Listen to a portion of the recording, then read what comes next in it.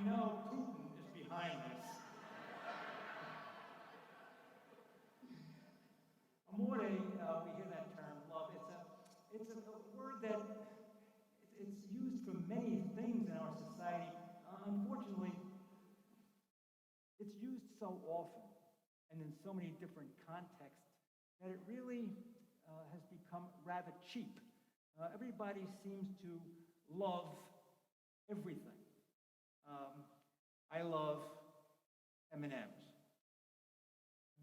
You know, I love to go down to the beach. I love the movies. In order to understand what Jesus is talking about today, we have to talk about the meanings of love, because we really have lost a sense of what love really is. I'm going to use as a guide a book written by a very famous person. Some of you may have heard of him, C.S. Lewis. How many have heard of C.S. Lewis? Ah, okay. The rest of you, you must learn about C.S. Lewis. He was an Oxford Don. He taught literature, and he was also a very, very good theologian. And he's written numerous books. One of the books that he wrote is The Four Loves, The Four Loves. And he goes through 4 Greek words that are used for love. And they're all different. They are all different.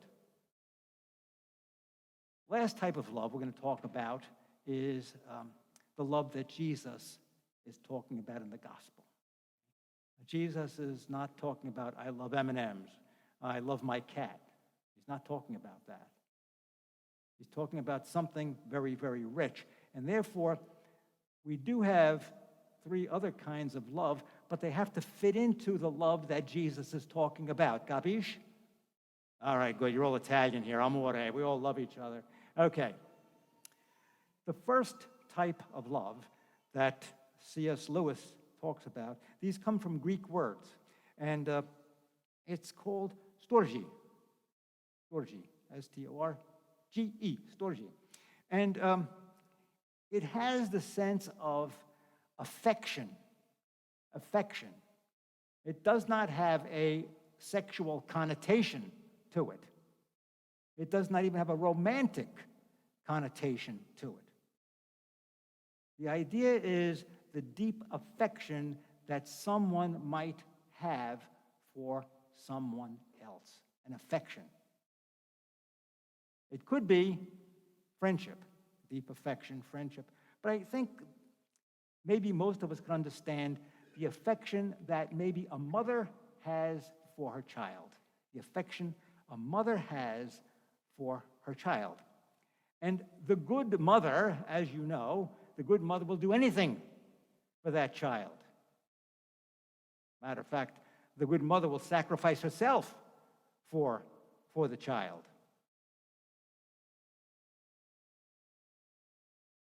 If there is any kind of a problem, first, the good mother takes care of the child.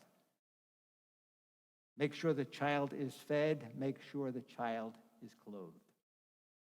Make sure the child is given warmth, even if it means that the mother has to give up something of herself, or that better the kids eat than the mother eats. That's the good mother. That's the good mother. Just a little bit of an aside. You heard about the shortage of baby food, haven't you? There's no reason for that. Not in this country. And a lot of mothers are concerned they can't find baby food for their children. I'm reading some of the testimonies. Some mothers are traveling all over towns in different areas to find baby food. There's no reason for that in this country. You make the politicians know that it's not acceptable.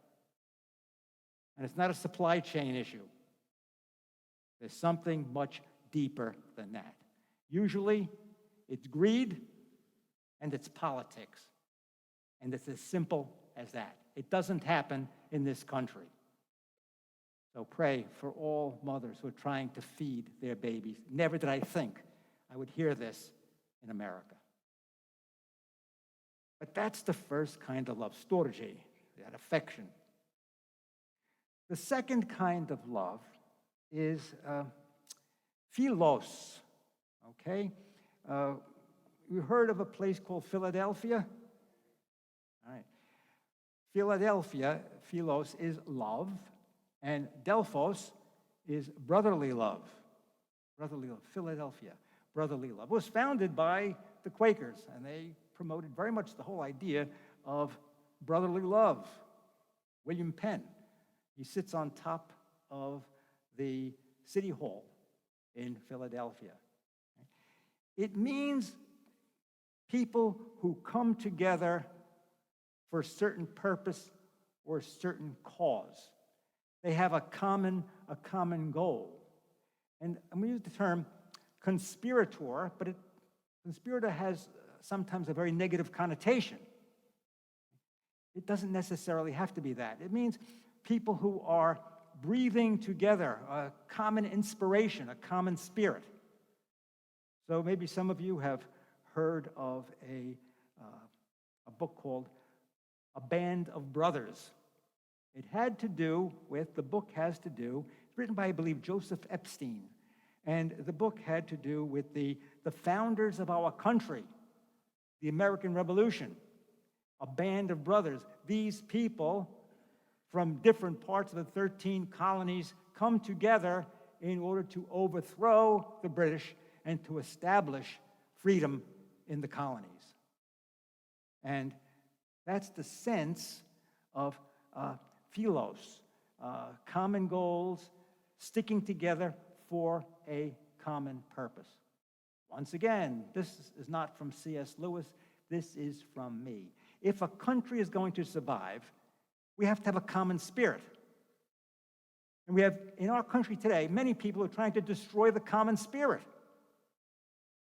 Where does the spirit come from in a country? It comes from the very foundation of what this country was founded for, freedom. Freedom based in God, and our freedoms enshrined in the Declaration of Independence and in the Constitution. And when people try to destroy this country, what they do is they divide the country. And there is no Philadelphia. There is no brotherly love. And that's when a country begins to fall apart. When people think they're doing something for the cause of social justice, their agenda is nothing but the destruction of the very foundations upon which this country was built.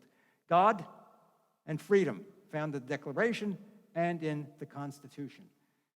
We're a band of brothers, a band of sisters. We stick together and we iron out our difficulties in a civilized way. That's civil society. And unfortunately, they're not teaching that in schools these days. Everybody has their own little project, their own little idea of what's right and what's wrong. And what happened to the bond of brotherhood that this country was founded upon? A band of brothers. That's philos, and without it, there's no country. Gabish? Gabish, okay. All right. The third kind is this. It is eros, E-R-O-S. And I think a lot of us know about eros. We get the term erotic from it, and it has all kinds of sexual connotations. Now, it's not all bad. I mean, if you want to get married, you want to be physically attracted to the person that you're getting married to. That's logical. Usually the first place most of us start is, hey, I like the way that girl looks, right? I like the way that guy looks. And you find a physical attraction. It's not necessarily a bad thing. It's a good thing, but it's got to be put into context. It's got to be put into context. Today we live in a society where we're simply into mechanics, pleasure. What makes me feel good? What turns me on? And it's reduced to materialism, almost, we could say. It's almost an animal attraction. There's very little commitment. It's simply, where am I at in my sexuality? And how can I express myself physically without thinking of the connotations of sexuality? What does it mean? What am I saying about myself? To live in a way that I am only using my sexuality for pleasure, it diminishes me. And it diminishes the person or persons that I am involved with. And so we hear today in our own country, it's all about freedom of sexual expression. LGBT, X, Y, Z. Right? Are we being taught the sacredness of sexuality, or is it just saying, hey, look, I can do whatever I want as long as it feels good? We can't do that. It's going to be put in context, in context. Let me tell you now the context that we're going to put it in. It's the last term, and it is called agape, agape. This is a different kind of love. It may contain all the first three that I spoke to you about, but it's much richer. One that we find here in the scriptures today. Love one another as I have loved you. And it's extremely rich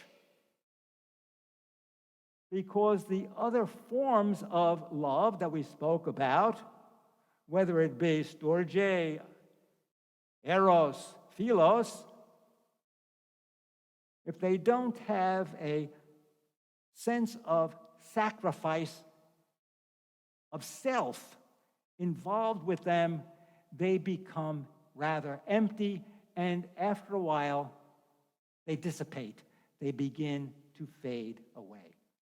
Agape, it means the sacrifice of myself for another person.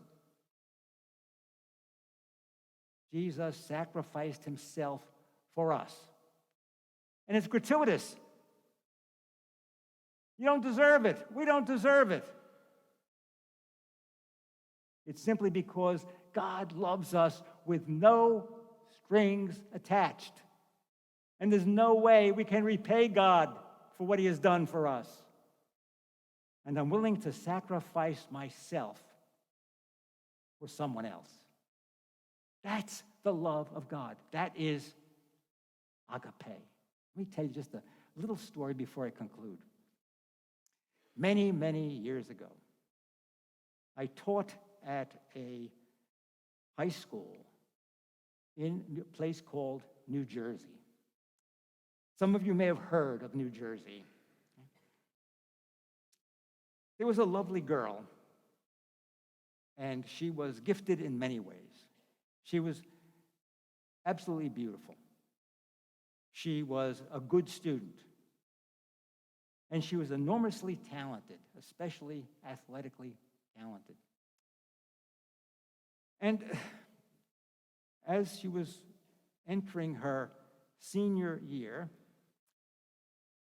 all of a sudden she got up one morning and she couldn't feel her legs. Father brought her to the doctor, and they said, well, maybe it's just some kind of a virus. It'll probably go away by itself. But it didn't.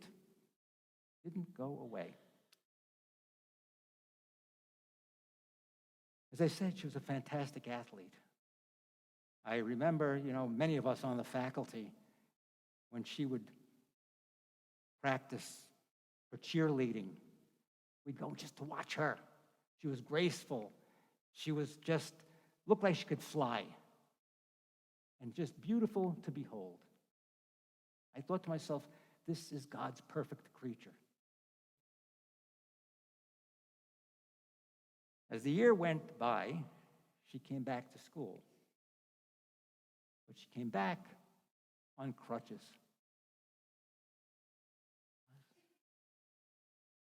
Couldn't even walk. And I was giving the class what I'm talking to you about tonight, the four loves. And it was the marriage preparation class. When I got to agape, I started to talk about someday you're going to find a man or a woman who's going to be willing to sacrifice themselves for you. That's true love. That's true love. It's not 50-50. It's 100% for you and you and you. And all of a sudden she stood up and she said, yes, who's going to want me?